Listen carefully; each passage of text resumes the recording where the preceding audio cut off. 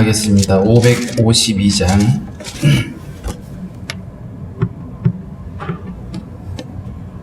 (552장입니다)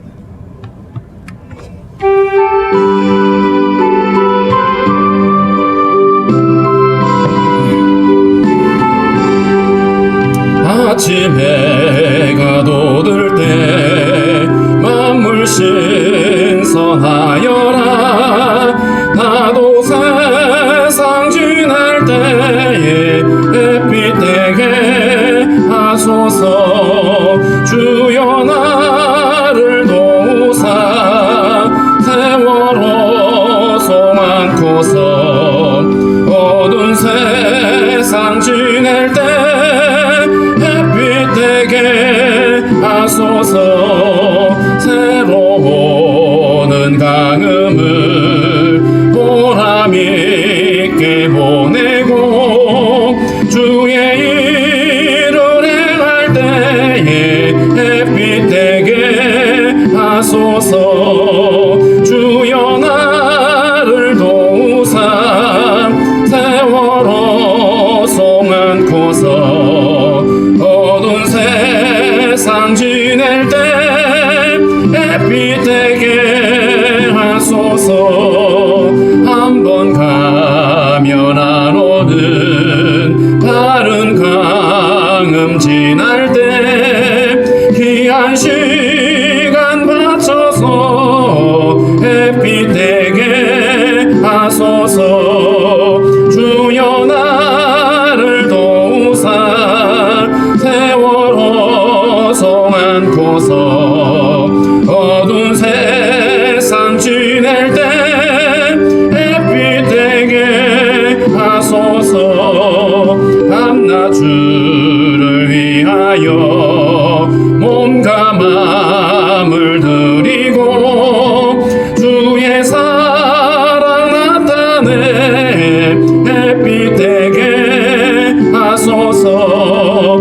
주여 나를 도우사 세월호 소 많고서 어두운 세상 지낼 때 햇빛 되게 하소서. 아멘. 기도하겠습니다. 살아계신 하나님 아버지 감사합니다. 오늘도 우리에게 새날을 허락해 주시고 주의 전에 나와 주를 찬양하게 하신 하나님 감사합니다. 주님이 허락하신 이 한날을 결코 낭비하지 않고 헛되게 사용하지 아니하도록 우리에게 지혜를 허락해 주시고 우리가 날마다 믿음을 좇아 하나님 주님과 동행하며 살아갈 수 있도록 주님 우리에게 은혜를 허락해 주시기를 원하고 기도합니다. 하나님 아버지, 우리가 이 땅에서 살아가는 동안에 우리를 세상에 보내신 하나님의 선하신 계획과 하나님의 뜻을 우리가 분별할 수 있게 도와주시고 하나님 우리 인생을 정말 하나님의 뜻에 맞춰가며 살아갈 수 있도록 믿음 주시기를 원하고 기도합니다. 오늘도 하나님 아버지 앞에 나와서 기도할 때에 주님 우리에게 말씀하여 주시고 우리로 하여금 마땅히 순종할 바를 깨달아 알 수 있도록 인도하여 주옵소서. 하나님 원없는 것은 또 코로나가 창궐하여서 하나님 아버지 많은 사람들이 어려움을 겪고 있습니다. 뿐만 아니라 사람들은 이 모든 것들을 관리하기에는 너무나 우리가 연약하고 부족한 것을 고백합니다.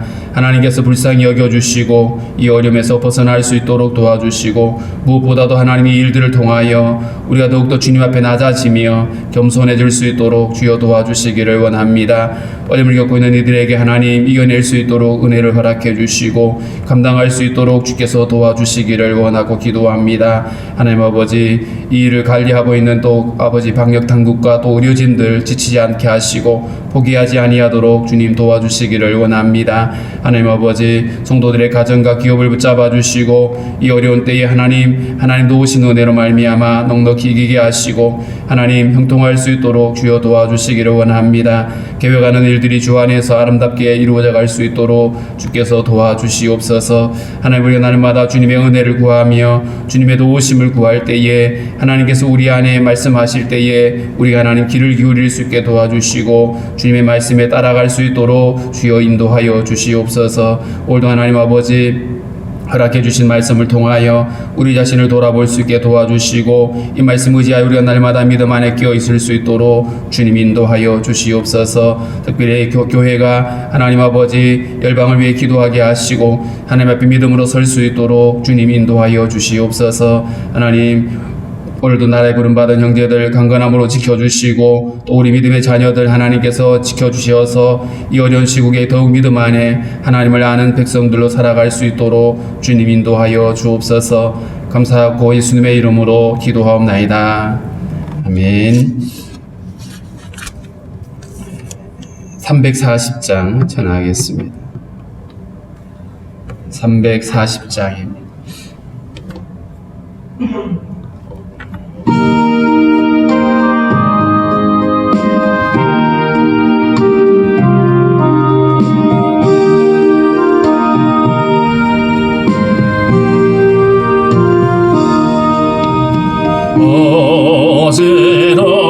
어지러운 세상 중에 기쁜 소리 들리네.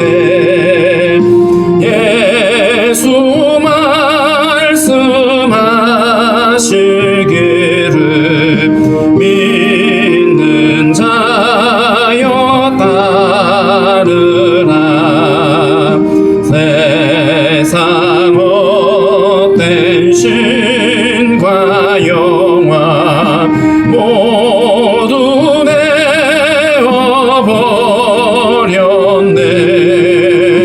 예수 주님 하신 말씀 날 더 기이 여겨라. 기쁜 때나 슬픈 때나 바쁜 때나 틈날 때 예수 주님 하신 말씀 날 더 기이 여겨라. 주님 크신 은혜로서 부름 듣게 하시고 옥종하는 마음을 주사 따라가게 하소서.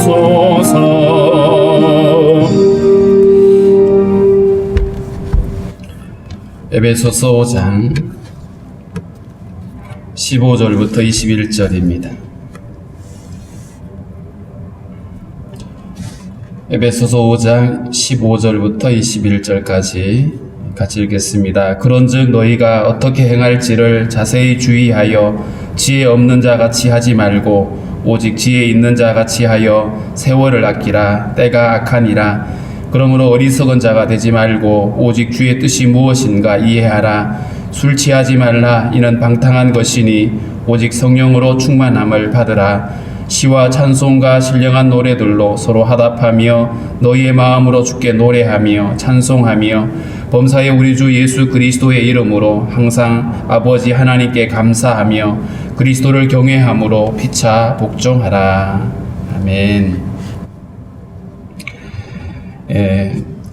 앞서 우리가 1절부터 14절에서는 우리가 빛의 자녀로서 어떻게 살아야 될지, 더 이상 우리가 어둠에 속한 일을 하지 않고 빛의 자녀답게 우리 안에 빛으로 거하시는 주님을 바라보며 믿음으로 살아가야 될 것을 말씀을 했습니다. 그래서 빛과 어둠을 대조해서 말했는데 오늘 15절에 보면 지혜 있는 자와 지혜 없는 자 이렇게 나누었습니다. 너희가 어떻게 행할지를 자세히 주의하여 우리 어떤 삶의 어떤 매 순간순간마다 우리가 무엇을 할 것인지 어떻게 살 것인지에 대해서 자세히 주의해라. 깊이 고민하고 생각하라고 하는 것입니다. 되는 대로 사는 것이 아니고 그저 익숙함으로 사는 것이 아니라 우리 안에 주님을 주목하고 어떻게 사는 것이 주님을 기쁘시게 하는 것인지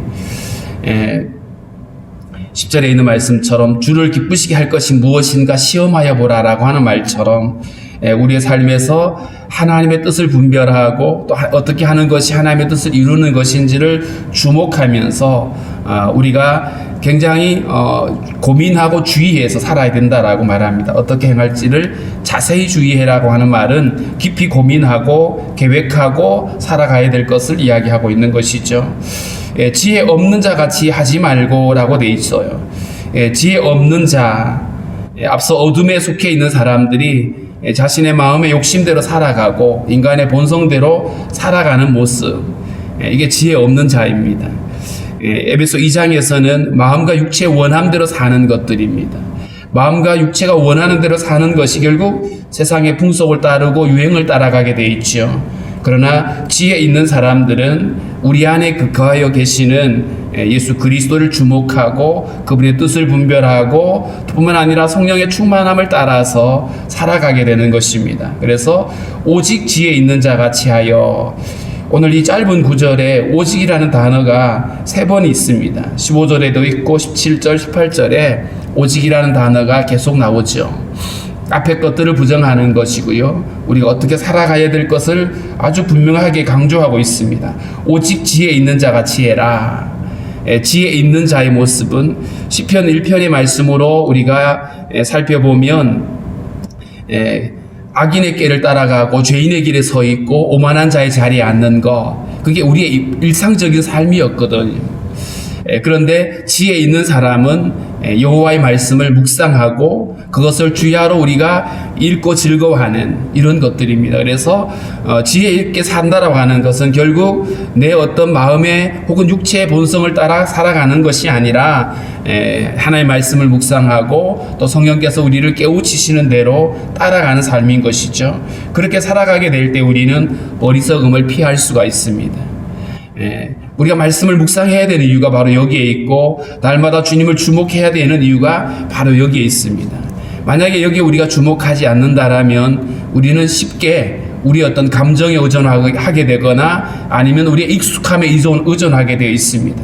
그러다 보면 결국 우리는 하나님이 기뻐하는 삶이기보다는 오히려 내가 기뻐하고 내가 만족하는 일로 갈 수밖에 없는 것이죠. 16절에는 세월을 아끼라, 때가 악하니라 이렇게 말했는데, 이 세월을 아끼라는 말은 시간을 아껴라 혹은 시간을 살아 이런 얘기인데, 이 말씀인데요. 기회를 살아라고 하는 표현으로 또 해석이 될 수 있습니다. 시간이라고 하는 것, 우리가 일상적으로 흘러가는 시간이 있습니다. 오늘이 2월 8일인데 이렇게 흘러가는 시간을 헬라어로는 크로노스라고 하는 단어를 쓰고 있고요. 그 다음에 어떤 특정한 시간 혹은 정해져 있는 어떤 시점, 이런 것들을 카이로스라고 표현합니다. 우리 각 개인에게는 하나님이 우리에게 허락하신 날들이 있죠. 한없이 흘러가는 시간이 우리에게 있는 것이 아니라 우리에게 제한되어 있고 어떤 한정적인 시간을 주셨어요. 그러기 때문에 어떻게 보면 우리의 어떤 삶 자체가 카이로스라고 하는 이 시간을 우리가 가지고 있는데, 이 시간은 우리가 하나님의 뜻을 따르고 순종해야 될 시간들인 것이죠. 하나님이 계획 속에 우리에게 허락하신 시간들인 겁니다. 이 시간을 우리가 특별히 아껴야 된다라고 하는 것은 이 시간을 낭비하지 않고 하나님이 내게 주신 그 기회를 따라서 그 기회를 잘 살리는 것이 우리가 해야 될 일이다. 하나님 우리에게 생명을 주셨고 시간을 주셨잖아요. 사실은 우리가 생명의 청지기일 뿐만 아니라 시간의 청지기라고 말할 수도 있습니다. 주님이 내게 맡겨주신 시간, 오늘이라고 하는 이 시간이 내 것이 아니라 주님이 우리에게 허락해 주신 시간인데, 이 시간을 우리가 그냥 아무렇지 않게 살아가는 경우들이 많잖아요. 아무 의미 없이 당연히 우리에게 주어진 것이라고 생각하게 되는데, 언젠가는 이 시간을 주님께서 더 이상 허락하지 않게 되어질 것입니다. 하루 24시간 초로 나누어 보니까 86,400초더라고요. 근데 이 시간은 하루하루 모든 사람들에게 공평하게 주시는 시간입니다. 근데 공평하게 주시지만 사람에 따라서 이 시간을 정말 길게 쓰는 사람이 있고 정말 이 시간을 짧게 쓰는 사람이 있어요. 어떤 사람은 이 시간을 정말 잘 활용하는 사람이 있고 어떤 사람은 낭비하기도 하죠. 근데 우리가 날마다 이렇게 시간을 얻지만 이 시간은 저축이 안 됩니다. 오늘 내가 요만큼만 쓰고 내일은 같이 써야지, 이게 안 되잖아요. 시간은 또 흘러가 버리거든요. 그러니까 저축이 안 돼요. 재생도 안 됩니다. 지나간 시간들을 다시 우리가 불러와서 쓸 수도 없습니다. 저축할 수도 없고 다시 불러 쓸 수도 없는, 뿐만 아니라 앞으로 예측도 불가한 것이죠. 내일이란 시간을 하나님 내게 주실지 아직 모릅니다. 예측도 안 되는 시간. 그렇다면 우리가 오늘이라고 하는 이 시간을 잘 써야 됩니다. 그리고 낭비하지 말아야 되겠죠. 무엇보다도 우리 인생을 성경은 굉장히 짧은 것으로 표현하고 있거든요. 들의 풀꽃 같다, 뭐 이런 표현을 쓰기도 하고, 야고보서 4장에 보면 너희는 잠깐 보이다가 없어지는 안개 같다. 안개가 아무리 짙어도 한낮이 되면 대부분이 다 사라지죠. 우리 생이 이렇게 지극히 짧습니다. 이 짧은 시간인데 하나님이 우리에게 이 시간을 주시고 이 시간에 대해서 계산을 하시겠죠. 어떻게 살다 왔는지, 무엇 하다 왔는지. 전에 어떤 선교사님이 그런 얘기를 하시더라고요. 내게 80이라는 시간을 주어졌을 때 과연 내가 하나님 앞에 가서 결산을 하게 되면 뭐라고 말하게 될까? 그러면서 10대 때, 20대 때 어떻게 살아왔는지, 우리가 일상적으로 우리가 사용하고 있는 삶의 패턴을 이야기하더라고요. 연애하고 결혼하고 아이 낳고 그러면서 또 뭐 인생을 즐기고 또 손주 보고 이러면서 인생을 쭉 설명을 하는데, 이게 그냥 굉장히 허무하게 느껴지는, 전도서 11장에 보면 주님이 그런 말씀을 하셨죠. 청년이여 내 어린 때를 즐거워하며 내 청년의 날들을 마음에 기뻐하여 마음에 원하는 길들과 내 눈이 보이는 대로 행하라. 그러나 하나님이 이 모든 일로 말미암아 너를 심판하실 줄 알아라. 하나님 우리에게 주신 것들에 대해서 결산하신다는 거예요.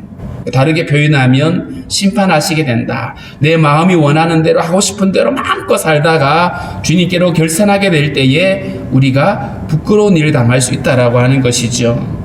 특별히 우리가 인생을 3단계라고 말할 때에 어머니 모태에서 우리가 10개월을 보내고 이 땅에서 태어나게 나서 살아갈 것들을 준비하고 살잖아요.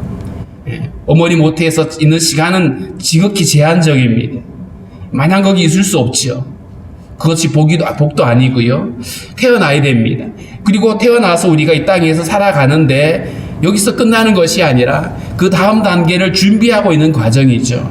이 땅에서 우리가 그 다음 단계를 준비하는데 가장 중요한 것은 우리가 그 다음 단계인 하나님 나라로 갈 수 있는 준비, 예수를 믿고 구원받은 백성으로 사는 것이 무엇보다도 중요한데, 거기서 그칠 것이 아니라 내게 허락하신 이 인생을 하나님이 원하시는 삶을 살아가야 되는 것입니다. 그렇기 때문에 우리에게 허락하신 이 시간에 최우선적인 순위가 뭔지를 봐야 됩니다.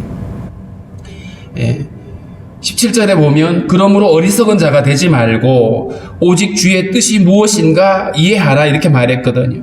하나님의 뜻이 무엇인지, 하나님이 왜 나에게 이런 시간을 허락하셨는지, 이것으로 뭘 하기로 원하시는지를 질문하고 사용하자라는 거죠. 하나님의 뜻을 구하는 것, 마태복음 6장에서는 먼저 그의 나라와 그의 의를 구하라고 하셨는데, 우리는 하나님의 뜻이 뭔지, 하나님께서 오늘 내게 무엇을 원하시는지를 질문하고 거기에 순종하는 것이, 이게 우리가 믿음으로 살아가는 삶의 지혜라고 말할 수 있을 것입니다. 세월을 아껴라, 때가 악하다라고 말했어요. 이 때가 악하다는 말은 주님 오실 날이 가까워졌다, 혹은 내게 주어진 날들이 이제 끝나간다라고 하는 의미죠. 그렇기 때문에 낭비하지 말아야 된다. 근데 우리는 참 시간을 많이 낭비하게 되죠. 왜냐하면 하루하루 우리의 목표를 잊어버리게 되면 낭비할 수밖에 없어요. 그러나 인생의 목표를 분명하게 정하게 되면 다르게 되죠. 가령 우리가 내가 반드시 해야 될 어떤 과제가 있으면 그 과제를 하기 위해서 다른 것들을 다 이제 잘라내죠. 이걸 해야 되니까, 이거부터 해야 되니까. 근데 이걸 잊어버리면 다 놓게 되죠. 뭘 해야 될지 그냥 되는 대로 살게 되는 거예요. 우리의 인생의 목표를 분명히 정하면 그러면 우리가 이 시간을 낭비하는 일을 줄일 수가 있습니다. 사도 바울은 그런 얘기를 했어요. 그러므로 나는 다름질하기를 향방 없는 것 같이 아니하고 싸우기를 허공치는 것 같이 아니했다. 막 달려가는 사람이 결승점을 바라보고 달려가야 되는데 눈을 감고 그냥 되는 대로 달려가면 안 되거든요. 아무리 빨라도 목표가 아니라 다른 데로 쫓아가면 상을 받을 수 없죠. 권투 선수하는 싸움을 하는 시합을 하는데 상대방이 어딘지 모르고 그냥 주먹만 휘두른다고 된 게 아니거든요. 그러니까 삶의 목표를 분명히 한다. 이 목표는 우리가 정하는 게 아니라 주님이 내게 주신 목표를 가지고 우리가 달려간다라면 그러면 우리는 시간을 낭비하지 않을 수 있습니다. 예수님도 요한복음 17장에 보면 대제사장의 기도를 하시죠. 그때 주님이 이제 마지막 이 세상의 사역을 마치고 십자가 지기 직전이었습니다. 그때 주님이 이런 말씀을 하시죠. 아버지께서 내게 하라고 주신 일을 내가 이루었습니다. 아버지께서 내게 하라고 주신 일, 예수님에게만 해당되는 것이 아니라 우리를 세상에 보내신 하나님의 뜻이 있고 계획이 있다라면 우리는 하나님이 내게 주신 일이 무엇인지를 질문하고 거기에 순종하고 살아가게 된다면 우리는 이 시간들을 잘 관리할 수가 있게 될 것입니다. 뿐만 아니라 우리의 이 생의 목표와 관련된 하나님 내게 주신 그 일들을 이루어가는 그 일과 관련해서 거기에 방해되는 것들이 있습니다. 관련 없는 일들이 있죠. 우리의 인생의 목적과 관련 없는 일들, 사실 그게 우리에게 많은 시간들을 뺏어가잖아요. 하루의 삶을 우리가 이렇게 정리해 보면 내가 여기 낭비하지 않아도 될 시간들을 얼마나 많이 낭비했는지, 예를 들면 인터넷을 검색한다든가 드라마를 본다든가 아니면 다른 어떤 일들, 우리가 굉장히 바쁘게 사는데 정말 그렇게 바빠야 되느냐 생각해 보면 안 그래도 될 것들이 많거든요. 얼마든지 우리가 절약하고 쓰지 않아도 되는 일들, 예수님이 그 오병이어의 기적이 일어난 다음에 사람들이 예수님을 임금 삼으려고 할 때에 예수님이 그 자리를 피하셨어요. 예수님이 이 땅에 오신 목적과 관련이 없었기 때문이죠. 우리의 인생에서도 시간을 우리가 잘 관리하는 측면에서 이 내 인생의 목적과 무관한 것들에 대해서는 최대한 우리가 이런 시간들을 줄이고 어떤 데 내가 시간을 많이 뺏기고 있는지를 점검하고 그래서 정말 주님 앞에서 이 시간을 잘 관리할 수 있다라면 우리는 하나님 기쁘시게 할 수가 있을 것입니다. 18절을 보겠습니다. 술 취하지 말라. 이는 방탕한 것이니 오직 성령으로 충만함을 받으라. 이 술 취한다라고 하는, 술에 취해 보셨어요 혹시? 술에 취하면 사람이 굉장히 이성을 잘 잃어버려요. 이성을 잃어버리게 되고 결국 술 취하게 되면 사람이 방종을 하게 되거나 무절제하게 됩니다. 절제가 잘 안 돼요, 술 취한 사람은. 저희 아버지는 평생을 술 취해 계셨어요. 1년 365일 중에 한 300일은 술에 취해 계셨는데 그 아버지를 늘 옆에서 보고 왔어요. 술 취하게 되면 그냥 자기 정신으로 말씀하지 않아요. 술 취하지 말아라. 근데 여기서 비단 술 취하지 말라는 이 말이 단순히 알코올에 취하지 말아라 이 얘기가 아니라 우리 인생의 목적에서 하나님의 뜻과 무관한 어떤 수많은 중독들이 있거든요. 오늘날 현대인들이 수많은 중독이 있습니다. 그게 다 술 취하지 말라는 이 말씀에 해당되겠죠. 그것 때문에 절제하지 못하고 방탕하게 되고 시간을 낭비하게 되는 이런 것들을 하지 말아라. 왜냐하면 거기에 취해 있으면 내 인생의 목적을 잃어버려요. 하나님 내게 맡겨주신 시간의 의미를 잊어버립니다. 그러다 보면 자꾸만 엉뚱한 짓을 하게 되겠죠. 결국 그것으로 하나님을 기쁘시게 할 수가 없습니다. 오직 성령으로 충만함을 받아라. 성령 충만이라고 하는 이거, 우리가 예수를 믿고 성령으로 세례를 받고 거듭나는 이것은 단회적이지만 성령 충만은 우리 안에 지속적으로 일어나야 될 일들입니다. 근데 성령 충만은 어떻게 되냐 하면 성령께서 우리 안에 오셔서 우리의 마음을 일으키셔야 되는데 그 방법이 뭐냐 하면 내 안에 거하시는 주님을 주목하고 말씀하시는 주님께 귀를 기울이고 말씀을 묵상하는 일입니다. 예, 그냥 가만히 있으면 그냥 성령이 갑자기 와가지고 나를 충만하게 하는 게 아니고 내가 주님을 주목하고 말씀에 우리가 집중할 때에 우리에게 말씀을 주신 그 성령이 우리 안에 말씀하시고 깨우쳐 주시는 거거든요. 그래서 성령 충만하기를 우리가 힘써야 됩니다. 예, 오직 성령으로 충만함을 받으라. 이게 수동태 형태로 우리에게 주어졌지만 우리에게서 해야 될 일은 그 성령을 주목하고 성령을 근심하지 않게 하기 위해서 말씀에 늘 집중하면 그러면 우리가 우리의 인생을 낭비하지 않을 수 있습니다. 오늘 하루 어떻게 살아야 되는지 어떻게 행해야 되는지 무엇에 순종해야 되는지를 알 수 있기 때문에 그런 것이죠. 성령 충만하게 되어질 때에 우리에게 나타나는 현상이 19절에 있습니다. 시와 찬송과 신령한 노래들로 이 시와 찬송과 신령한 노래는 결국에는 성령의 영감으로 주어지는 노래들이죠. 우리의 마음을 즐겁게 하고 우리 어떤 그 육체를 짜릿하게 만드는 그런 노래가 아니라 성령으로 우리에게 주어진 노래. 성경에 보면 시편이 다 그런 것들이죠. 성령 충만한 사람들이 고백한 내용들, 시와 찬송과 신령한 노래, 이 신령한 노래라고 하는 것이 결국 성령의 영감으로 만들어진 노래들입니다. 어떻게 보면 같은 의미죠. 자, 이런 노래들로 서로 화답하고, 서로 화답한다는 말은 서로 우리가 함께 찬양하는 모습이죠. 혼자 하는 것도 중요하지만 함께 모여서 서로 찬양하고 너희의 마음으로 주께 노래하며 노래하는데 왜 마음이라는 것을 단서를 달았을까? 입술로 노래하는 것이 아니라 마음으로 해야 된다.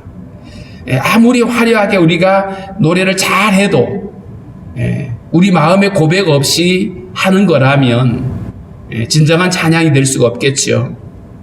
그래서 마음으로 노래하고 찬송하며 이렇게 되어 있습니다.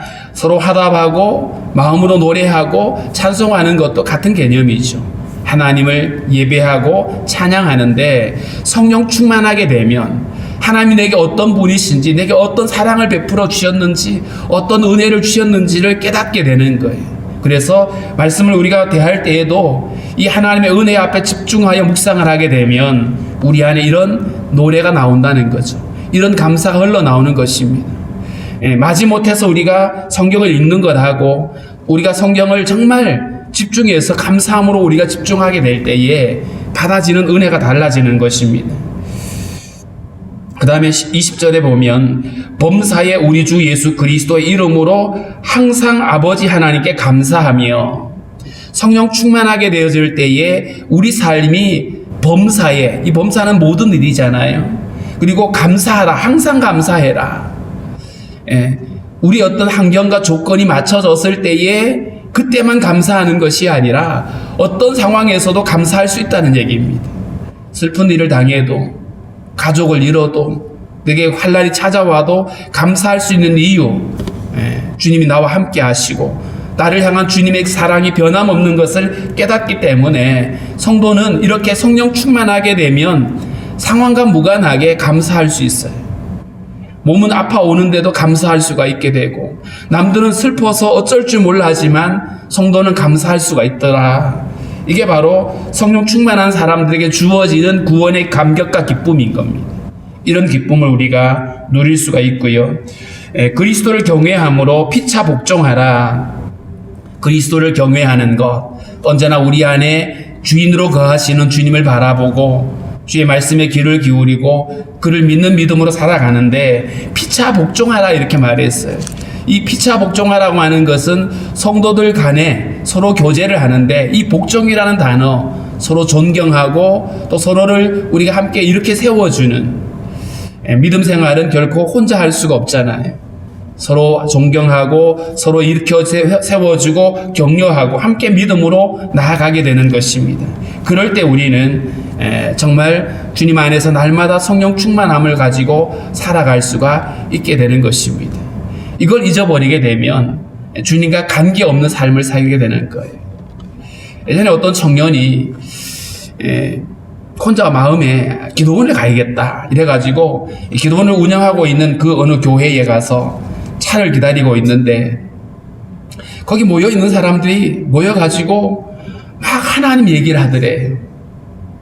하나님 얘기하고 믿음 얘기하고 받은 은혜를 얘기하는데 자기는 한 번도 그런 경험이 없었다는 거야. 친구들끼리 모이면 연예인 얘기하고 다른 얘기하고 뭐 이런 얘기 했었는데 사람들이 모여가지고 믿음 얘기하고 하나님 얘기하는데 너무 신기했고 충격을 받았다고 그런 얘기를 하더라고요. 사실 그게 정상인데 너무나 다른 데 시간을 빼앗기고 다른 데 관심을 두고 살아오던 그에게는 충격이었다고. 귀한 일이죠. 충격받은 것이 귀한 일이죠. 예, 우리에게 우리의 삶의 초점이 어디에 맞춰져 있어야 되는지 주님이 내게 주신 시간을 어떻게 관리할 것인지 오늘 우리가 이 말씀을 가지고 혹시라도 우리가 시간을 낭비하고 있다라면 주님 내게 지혜를 주셔서 결코 낭비하지 않고 주님의 뜻을 구하며 순종할 수 있게 해주십시오라고 우리 함께 기도하겠습니다.